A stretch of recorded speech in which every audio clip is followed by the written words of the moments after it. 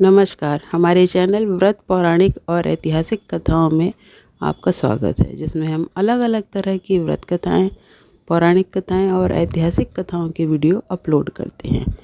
हमारी आज की ऐतिहासिक कथा है राजा भोज और सिंहासन बत्तीसी की छठी पुतली रवि भामा की कहानी। राजा भोज किसी भी सूरत में सिंहासन पर बैठने का अपना मोह छोड़ नहीं पा रहे थे। छठे दिन वे फिर राजसी वैभव के साथ तैयार थे सिंहासन पर बैठने के लिए। तभी छठी पुतली रवि भामा ने उन्हें रोक दिया। पुतली ने कहा, सुनो राजन, यह सिंहासन परम प्रतापी राजा विक्रमादित्य का है। क्या तुम उनकी दानवीरता और शौर्य का मुकाबला कर सकते हो?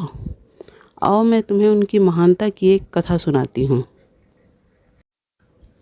एक दिन राजा विक्रमादित्य नदी के तट पर बने हुए अपने महल से प्राकृतिक सौंदर्य का आनंद ले रहे थे। बारिश का मौसम था तो नदी भी अपने उफान पर थी और प्रचंड बह रही थी। इतने में उनकी नज़र साथ ही एक पुरुष, स्त्री और उसके बच्चे पर पड़ी। उनके चेहरे पीले और वस्त्र तार तार थे। राजा देखते ही समझ गए कि ये बहुत ही निर्धन लोग हैं। सहसा वे तीनों उस नदी में छलांग लगा दिए, परंतु अगले ही क्षण प्राणों की रक्षा के लिए चिल्लाने भी लगे। विक्रम ने बिना सोचे समझे, बिना एक पल भी गंवाए नदी में उनकी रक्षा के लिए छलांग लगा दी। अकेले तीनों को एक साथ बचाना संभव नहीं था, इसलिए मदद के लिए उन्होंने दोनों बेतालों का स्मरण किया। दोनों बेतालों ने स्त्री और बच्चे को और विक्रम ने उस पुरुष को डूबने से बचा लिया। हाँफते हुए तट पर पहुंचकर सबसे पहले उन्होंने आत्महत्या का कारण जानना चाहा। पुरुष ने बताया कि वह उन्हीं के राज्य का एक अत्यंत ही निर्धन ब्राह्मण है, जो अपनी दरिद्रता से तंग आकर सपरिवार जान देना चाहता था। वह अपनी बीवी और बच्चों को भूखा मरता न देख सका और आत्महत्या के सिवा उसके पास कोई चारा नहीं था। उसने आगे बताया कि आपके इस राज्य के लोग इतने आत्मनिर्भर हो गए हैं कि सारा काम खुद ही कर लेते हैं, इसलिए उसे कोई रोजगार ही नहीं मिलता।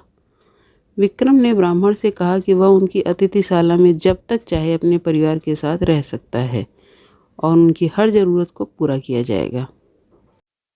ब्राह्मण ने कहा कि महाराज, अभी रहने में तो कोई हर्ज नहीं है, लेकिन उसे डर है कि कुछ समय बीतने के बाद आतिथ्य में कमी आ जाएगी और उसे अपमानित होकर वहाँ से जाना पड़ेगा। विक्रम ने उसे पूरा विश्वास दिलाया कि ऐसी कोई समस्या नहीं होगी और जब तक वो सपरिवार रहेगा उसे भगवान समझकर उसके साथ हमेशा अच्छा बर्ताव ही किया जाएगा। विक्रम के इस आश्वासन पर ब्राह्मण परिवार अतिथिशाला में आकर रहने लगा। उनकी देखरेख के लिए कई नौकर चाकर नियुक्त कर दिए गए। पूरा परिवार मौज से रहता, अपनी मर्जी से खाते पीते और आरामदेह पलंग पर सोते। किसी भी चीज़ की उन्हें कोई कमी नहीं रहने दी गई थी।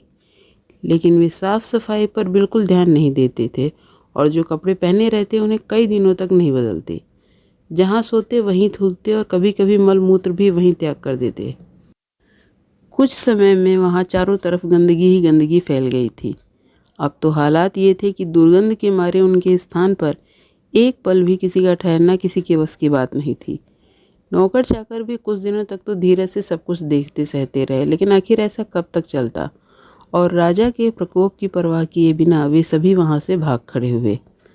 राजा ने कई अन्य और नौकर भेजे, पर कुछ ही समय में वे सबके सब भी वहाँ से भाग निकले। किसी के लिए भी यह काम संभव नहीं था। तब आखिरकार विक्रम ने खुद ही उनकी सेवा करने का बीड़ा उठाया। उठते बैठते सोते जागते वे ब्राह्मण परिवार की सेवा में ही लगे रहते और उनकी हर इच्छा पूरी करते, चाहे दुर्गंध के मारे उनका माथा ही क्यों न फट जाता, लेकिन फिर भी कभी एक अपशब्द भी नहीं बोलते। यहाँ तक कि उनके कहने पर तो विक्रम उनके पाँव भी दबा देते थे। ब्राह्मण परिवार ने हर संभव प्रयास किया कि किसी भी तरह विक्रम उनके आतिथ्य से तंग आकर कम से कम एक बार तो अतिथि सत्कार भूल जाए और अभद्रता से पेश आए, परंतु उनकी हर कोशिशें असफल रहीं और बड़े सब्र से विक्रम उनकी सेवा में ही लगे रहे। कभी उन्हें किसी भी शिकायत का कोई मौका नहीं दिया। अब एक दिन ब्राह्मण ने जैसे ही उनकी परीक्षा लेने के लिए कमर कस ली, राजा को क्रोध दिलाने के लिए कहा कि वे उसके शरीर पर लगी विष्ठा को साफ करें और उसे अच्छी तरह नहला धुलाकर साफ सुथरे वस्त्र पहनाएं। विक्रम बिना सोचे समझे तुरंत उसकी आज्ञा मानकर अपने हाथों से विष्ठा साफ करने को आगे बढ़े। लेकिन तभी अचानक एक चमत्कार हुआ और ब्राह्मण के सारे गंदे वस्त्र गायब हो गए। उसके शरीर पर देवताओं द्वारा पहने जाने वाले वस्त्र आ गए उसका मुखमंडल तेजी से प्रदीप्त हो गया। सारे शरीर से बहुत ही अच्छी सुगंध निकलने लगी। यह देख विक्रम आश्चर्यचकित हो गए। तभी वह ब्राह्मण बोला कि दरअसल वह वरुण देव हैं और उनकी परीक्षा लेने के लिए यह रूप धरा था। विक्रम के आतिथ्य सत्कार की प्रशंसा सुनकर ही वे सपरिवार यहाँ आए थे और जैसा उन्होंने सुना था ठीक वैसा ही पाया। इसलिए विक्रम को उन्होंने वरदान दिया कि उसके राज्य में कभी कोई अनावृष्टि नहीं होगी और वहाँ की ज़मीन से 3-3 फसलें निकलेंगी। विक्रम को यह वरदान देकर वे सपरिवार अंतर्ध्यान हो गए। इतना कहते ही छठी पुतली रवि भामा ने राजा भोज से कहा कि अगर ऐसा कोई अद्भुत काम आपने भी किया हो तो आप इस सिंहासन पर खुशी से विराज सकते हैं।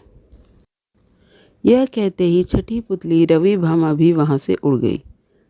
अगर आपको हमारी यह ऐतिहासिक कथा पसंद आई हो तो इसे लाइक करें और ज़्यादा से ज़्यादा शेयर करें। धन्यवाद।